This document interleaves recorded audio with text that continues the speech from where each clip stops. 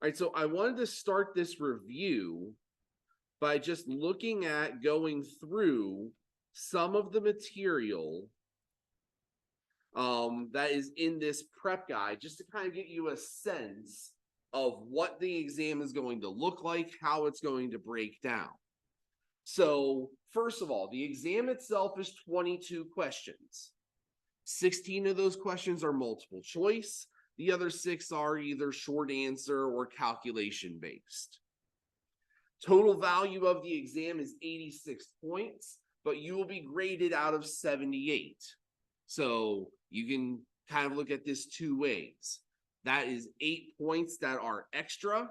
So you can use that to skip a question if you're starting to run out of time, or if you just don't know how to answer it and don't think you're going to be able to earn partial credit. Or what most people do is they try everything and know that they've got 8 points to kind of cover some mistakes if they make them along the way. Now, even though I borrowed this prep guide from a previous semester, the organization's a little bit different because the old book used chapters and we use modules. But aside from that detail, the coverage here, the organization is pretty much the same in terms of content. So on the exam on Wednesday, there will be a question or so about nomenclature. Technically, we covered that concept in Module 2. However, you didn't get tested over it in Module 2 because I felt it was too early to go after that. We hadn't had a proficiency over nomenclature yet. We were just still kind of learning the ions and the structure. It didn't make sense at that time to quiz you over nomenclature concepts. Now the time is a little bit more appropriate. So there will be a nomenclature question on there. You should know how to name ionic compounds. You should know how to name covalent compounds. You should know how to name acids. Best practice for those are the proficiencies over that material. So if you're one of the dozens of students that has not passed both or either of those proficiencies, use these next couple of days to do exactly that. Your lab on your lab this week, the early lab that's either being done tomorrow or this afternoon, it's not going to take you that long to collect the data. It's very similar to the lab you did Wednesday, Thursday last week. You collected that data in about an hour, maybe an hour and a half. Well, same kind of thing here, only you don't have a quiz to take care of first, which means you're going to collect that data just as quickly. What do you do with that extra hour of time? Well, theoretically, you work on the calculations, but there's nothing saying that you can't take 10 minutes of that calculation time and try and knock out one or more of these proficiencies. So use that time wisely and know that when you're studying for those proficiencies, when you're taking those proficiencies, you're studying for the exam as well, because the material is going to be on there. I'm telling you so.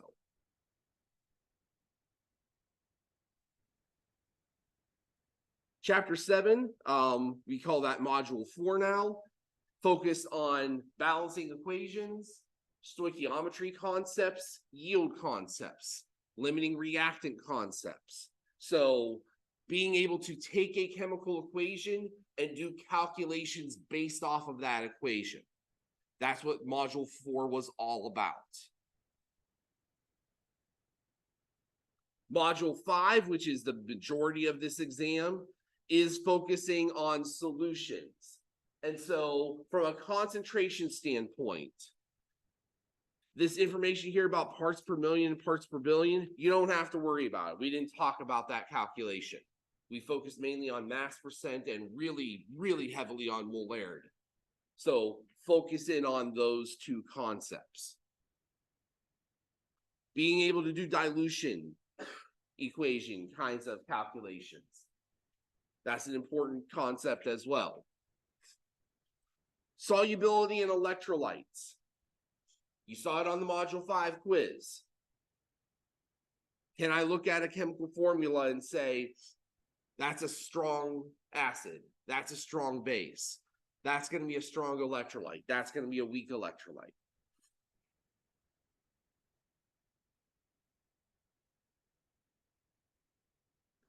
For acids and bases, being able to identify them not just based on formula, but based on reaction. On that module 5 quiz that I handed back to you, that was probably the biggest mistake that a lot of you made on that acid base question, was you failed to recognize that we were looking at a chemical reaction, not just a chemical formula.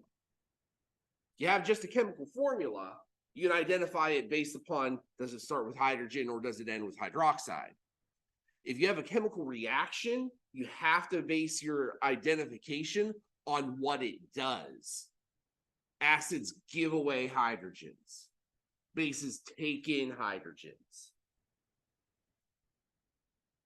So understanding the difference between the two is really important.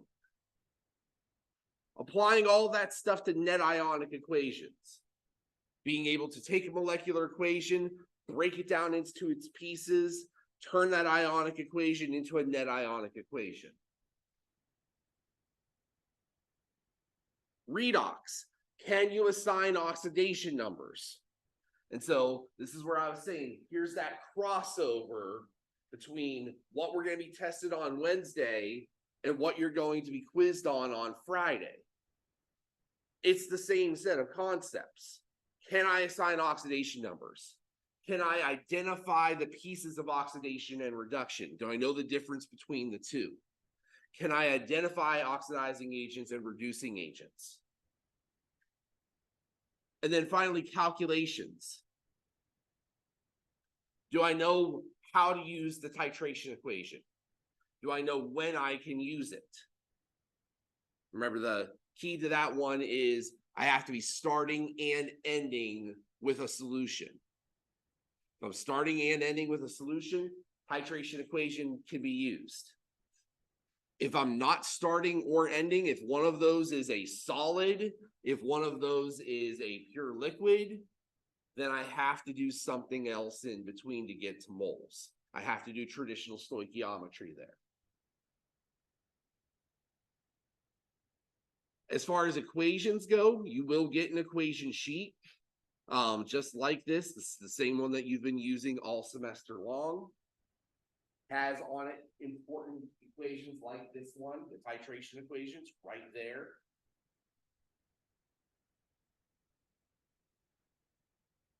Also has some other equations that may not necessarily be super relevant for this particular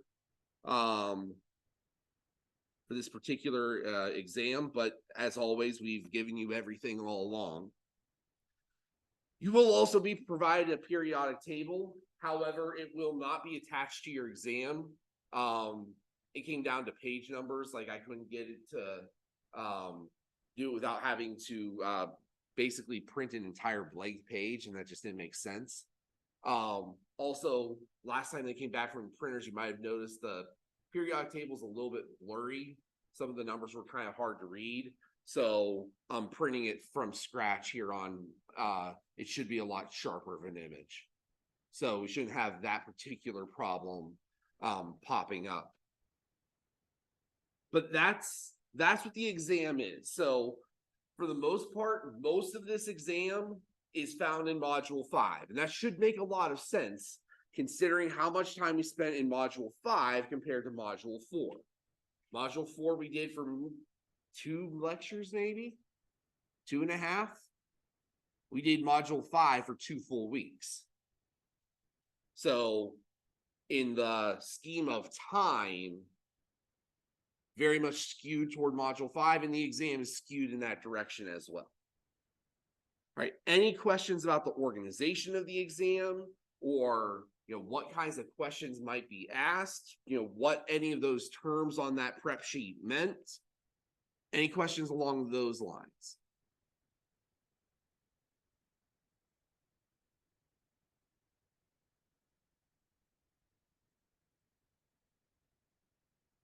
All right, so I'm going to turn it over to you now.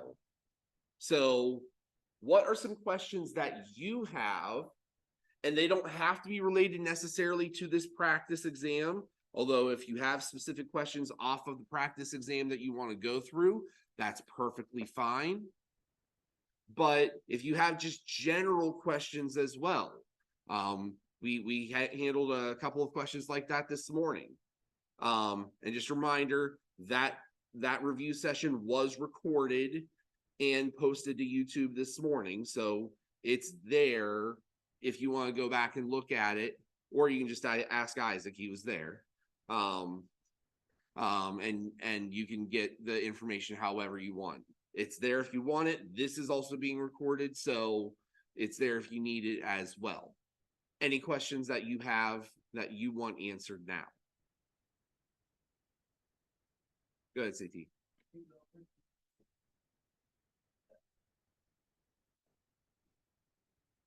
Okay.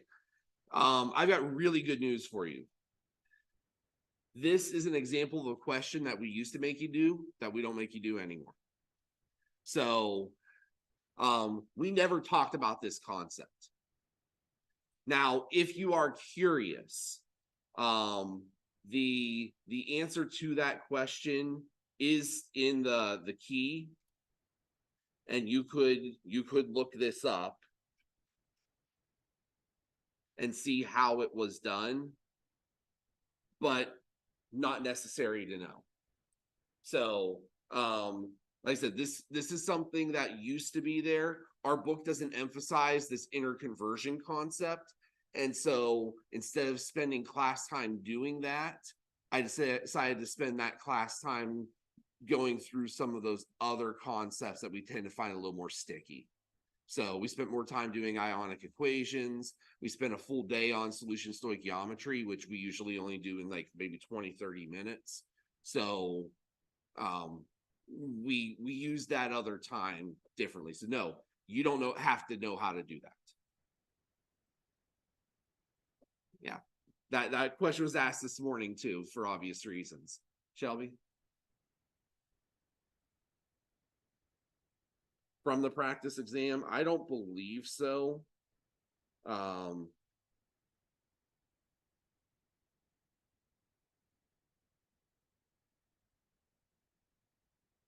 really that was the only concept from the old preparation that I threw out in this one, because again, the book didn't cover it.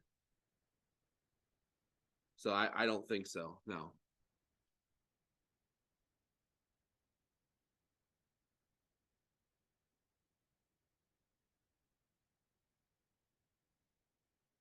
Other questions, things that we want to talk about? Go ahead.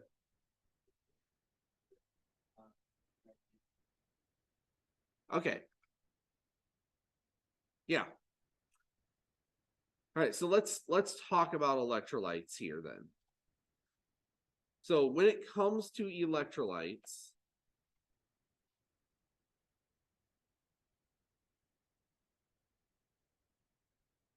we know that electrolytes fall into three categories. There are the strong electrolytes,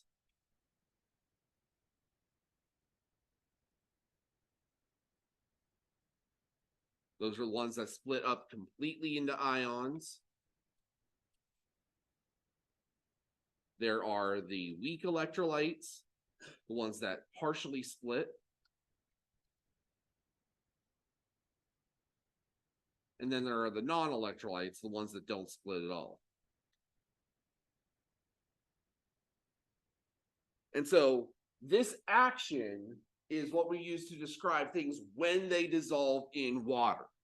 So in order to be an electrolyte of any kind, it has to dissolve in water first. So we're not talking about things like lead 2 chloride here, which doesn't dissolve in water in the first place. We're talking about things that do dissolve.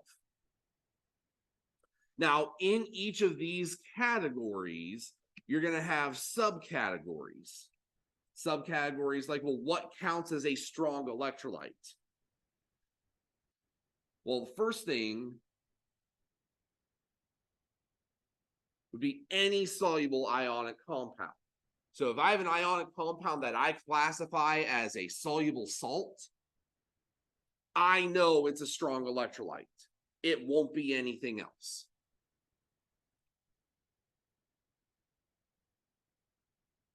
Also in this group, any strong acids and any strong bases. Because we know that strong acids, when they dissolve in water, they break apart completely. Which is why in an ionic equation, we represent those as ions as opposed to molecules.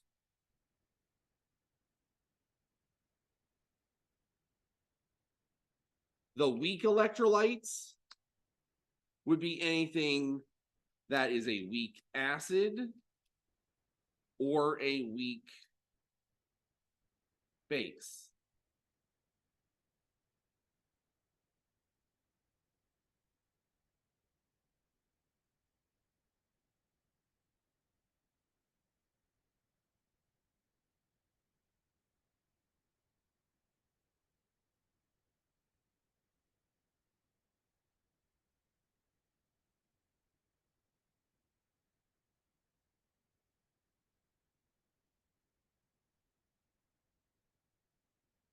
In the non-category, we would have molecular compounds, as well as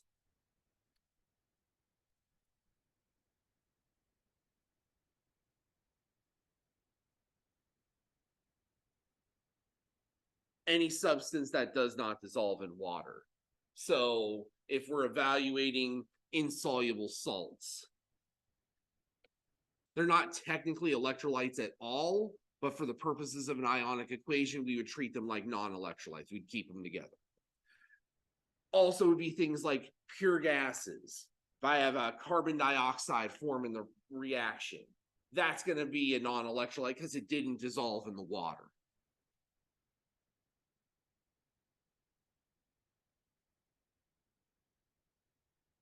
Molecular compounds would be things like water or ammonia,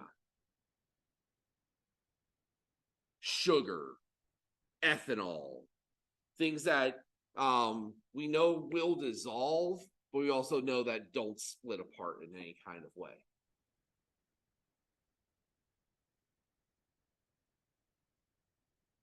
And so within this concept, we have our solubility rules as well as our identification kinds of things, where not only are we identifying the substances that are soluble versus insoluble, we're also evaluating strength of acids and strength of bases. It kind of, the concepts mesh over each other a lot. So the solubility rules proficiency that you took aligns with this idea of electrolytic behavior.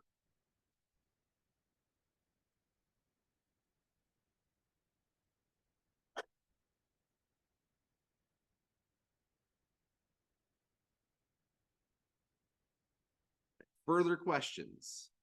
Other ideas that we want to cover?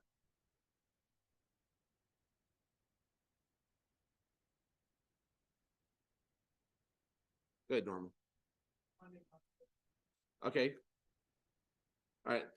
Since we had a couple of questions about that on the practice test, I'll start with those, and if we need more practice than that, we can certainly go from there.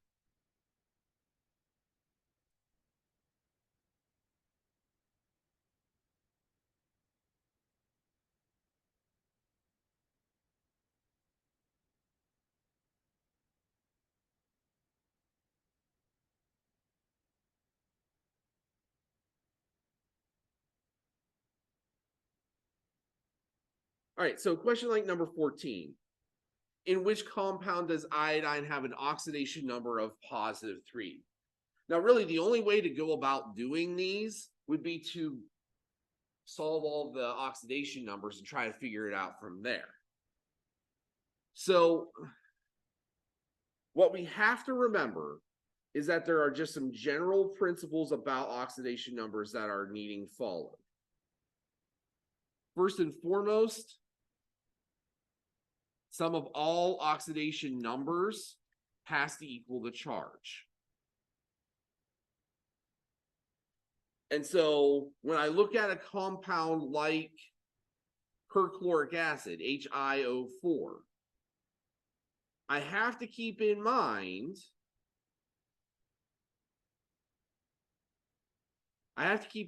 that HiO4, all of the oxidation numbers in that substance are going to have to equal out to 0 because that's the overall charge on the compound. So if I have HiO4, a couple of things I can remember. So first of all, H plus I plus 4 oxygens has to equal 0 because it's uncharged. Now I need to get into what are my other guidelines. Well, my other guidelines would include oxygen is usually -2, and hydrogen is +1 when it's with nonmetals. Iodine and oxygen are both nonmetals, so hydrogen is going to be +1. So if I start putting the numbers in here, +1 plus iodine plus -8, because 4 times -2 is -8, is equal to 0. So 1 minus 8 is -7, so I minus 7 is equal to 0, so I must be +7. So it's +7 in this one.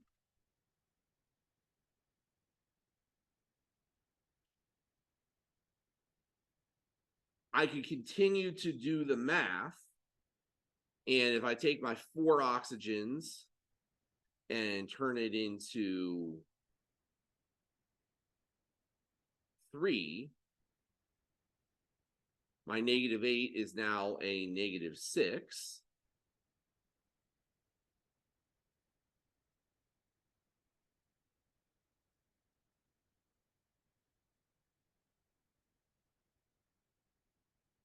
So this is now I minus 5 is equal to 0. So the iodine is +5. What we can start to see here is a pattern. And this pattern exists anytime I have one of these cascading groups of oxygenated compounds. As my number of oxygens changes, the oxidation number is going to increase or decrease by a factor of 2. So if I add an oxygen, the oxidation state is going to go up by 2.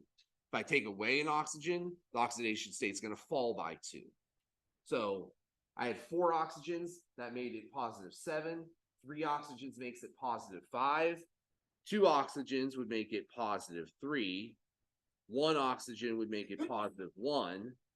And a lack of oxygen would make it -1.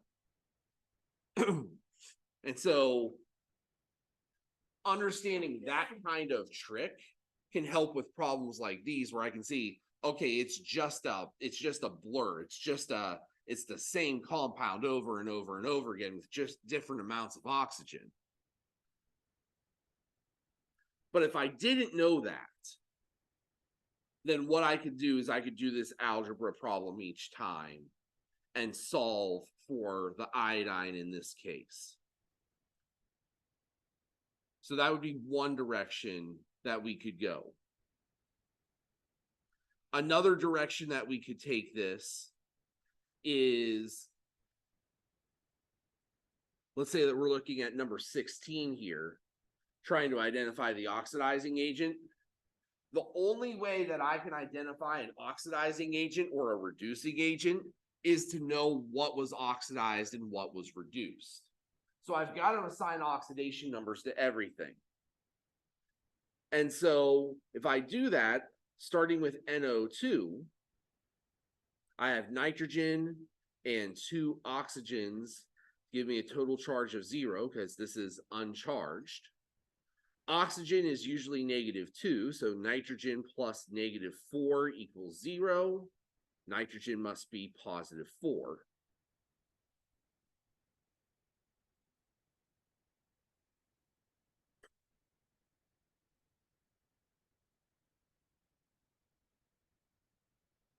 in the ozone here, I've got O3.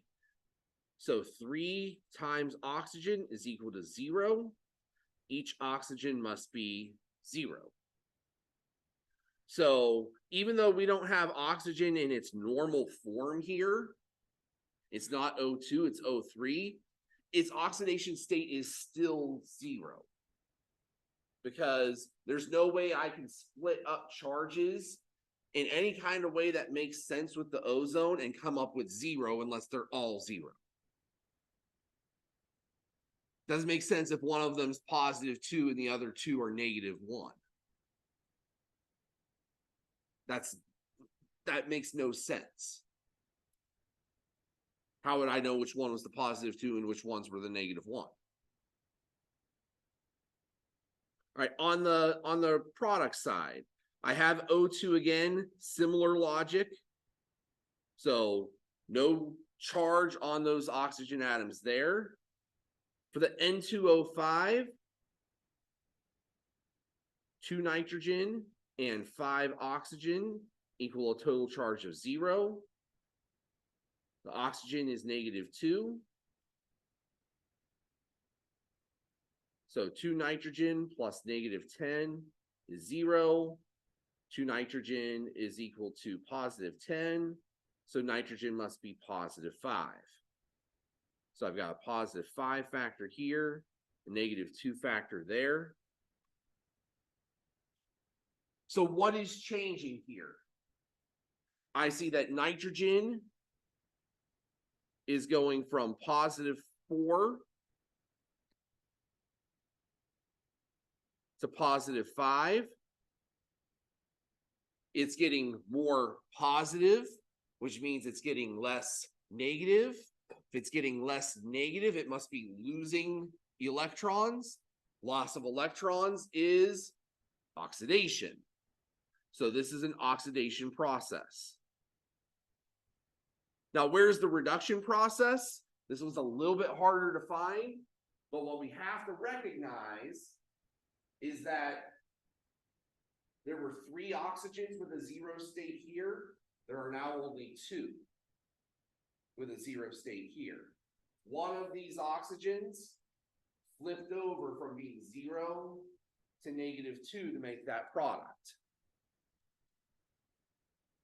So the oxygen went from 0 to -2. It got more negative, less positive. More negative means it had to have absorbed electrons. Gain of electrons is reduction. So this was a reduction process. Now, neither of those answered the key question. The key question is, what is the oxidizing agent? And the oxidizing agent would be the one that forces oxidation. So we know that the nitrogen was oxidized. Why was it oxidized? It was oxidized because it came into contact with this ozone.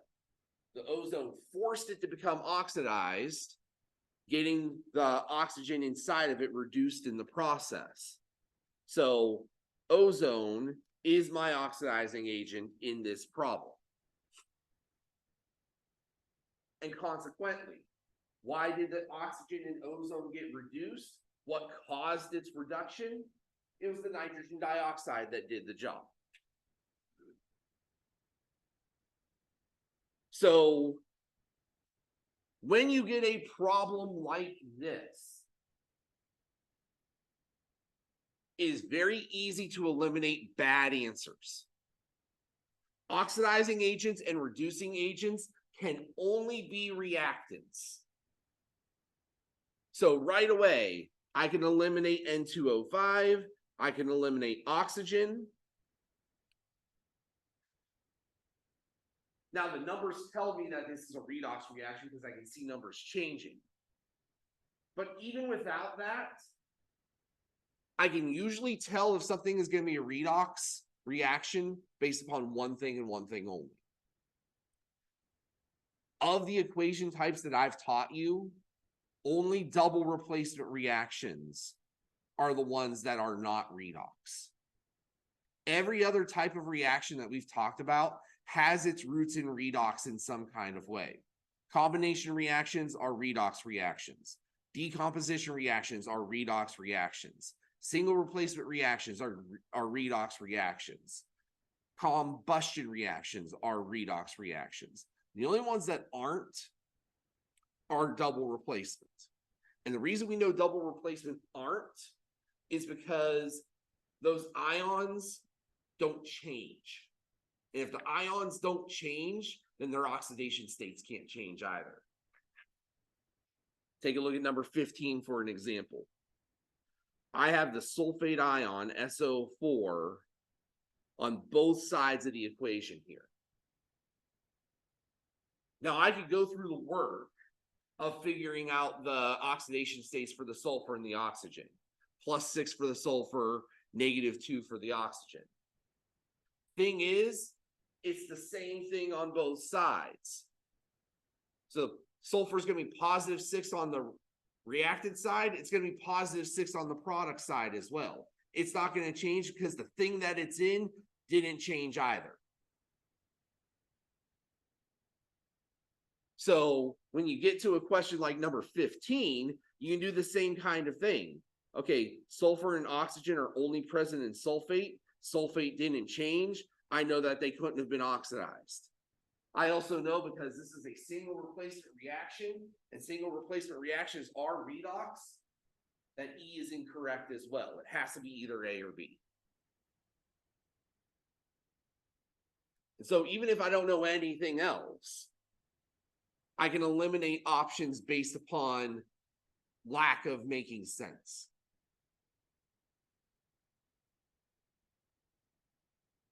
All right. More questions about oxidation?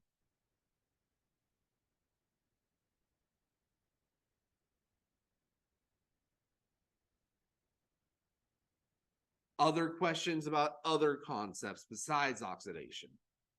Eden?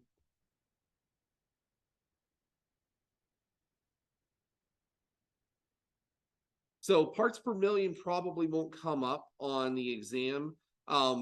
Basically, all that parts per million is that mass ratio, mass of whatever it is, divided by the total mass. But instead of multiplying by 100 like you would for percent, you'd multiply by 1,000,000. That's what makes it parts per million. Parts per billion, same thing. Mass ratio just multiplied by 1,000,000,000 instead of by 1,000,000 or by 100. But since we didn't spend a whole lot of time talking about mass percentage really at all, the calculation you should be focusing more on is the molarity calculation, which is something you saw in that Module 5 quiz. So make sure that you know how to do those particularly well.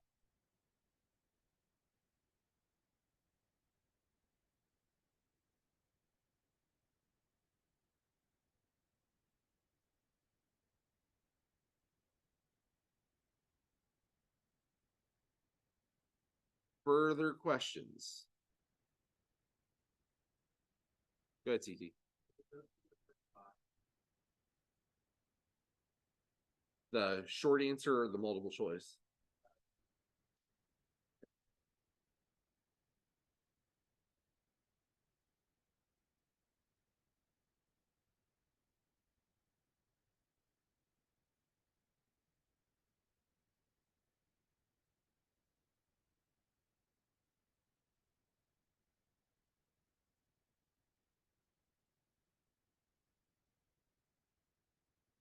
All right, so this is an example of solution stoichiometry.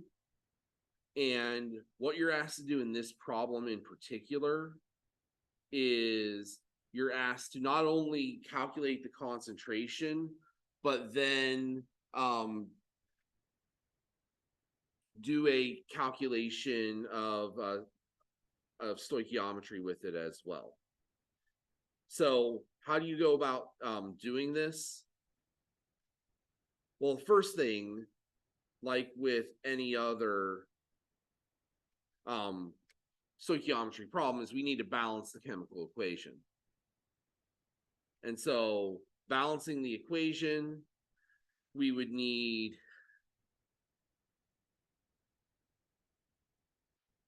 4 nitric acid and 2 nitrogen dioxides and 2 waters, I believe, for that one. That gives us 6 and 10, 12. Yeah.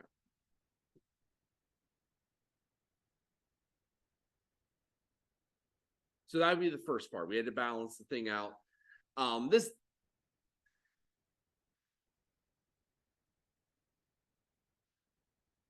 This is a harder equation to balance out.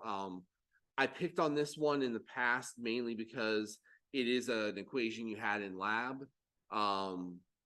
But that one required a little bit of know-how to know where to start with it. So chances are pretty good that if you had a problem similar to this on Wednesday, it wouldn't involve an equation quite this complicated to balance first. If it was equation like this, it would be balanced for you already.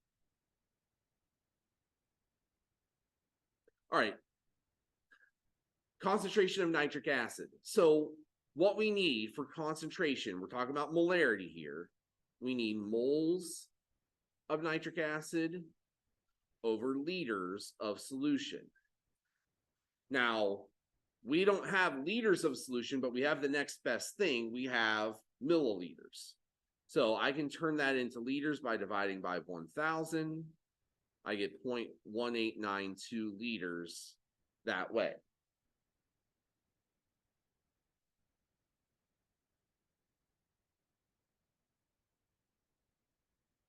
Now the question becomes moles. How do I get moles of nitric acid? Well, this is where the stoichiometry part comes in. I can get moles of nitric acid by applying the fact that I have a set amount of copper here. So if I start with my 12.36 grams of copper, I can convert that into moles. And then using this balanced equation, I can turn that moles of copper into moles of nitric acid. So first things first, I need the molar mass of copper. 63.55 is that number. Grams of copper cancel. Now I need the mole ratio. 1 mole of copper for every 4 moles of nitric acid. My moles of copper cancel. Now I just have the calculation itself to worry about.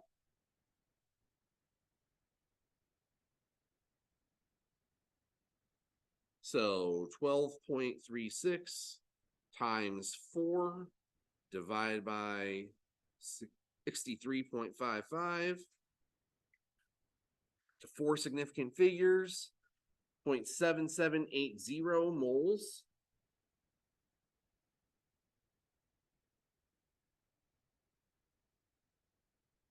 That's the number I need up here.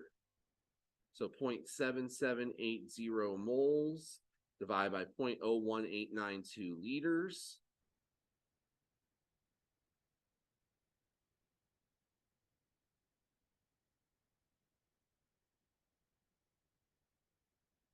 And we get the ridiculous sum of 41.12 molar.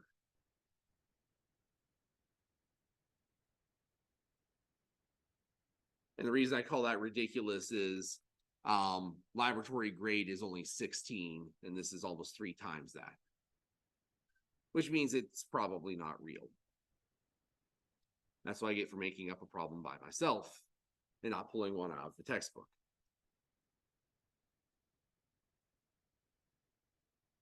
So that's part B.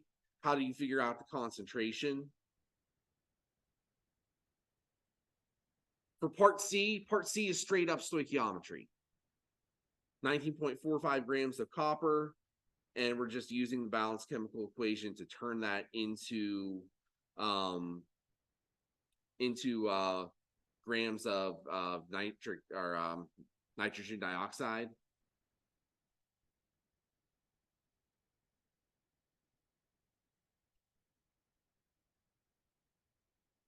So starting with the 19.45 grams of copper, we would do the same kind of calculation. Grams of copper to moles. Moles of copper to moles of nitrogen dioxide. And then finally, moles of nitrogen dioxide to grams.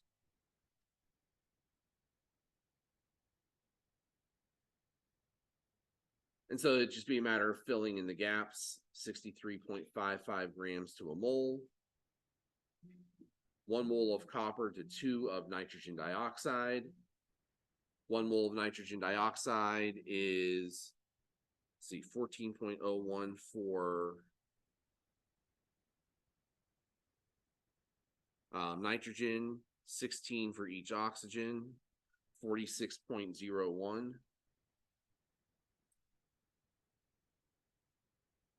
So 19.45 multiplied by 2 multiplied by 46.01 divided by 63.55 to 4 significant figures would be 28.16 grams.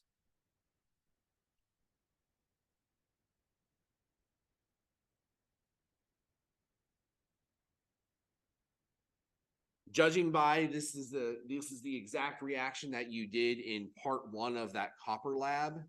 You can see why we only let you use about 1 gram of copper, because to use more than that would just generate so much nitrogen dioxide gas, and we saw that reaction. It's very brown, has a really nasty smell. It's stuff we had to definitely keep in the hood. All right, we've got about 5 minutes left. Time for maybe one more question if it's out there.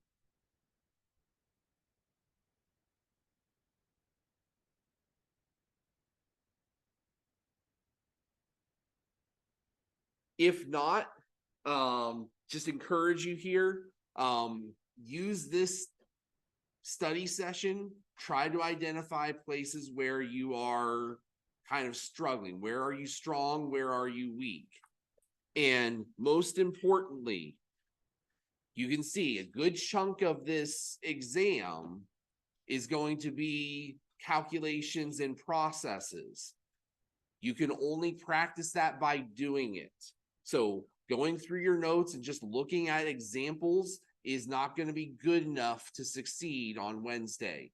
You need to be able to do each of these things. You need to be able to calculate a stoichiometry problem. You need to be able to process a net ionic equation.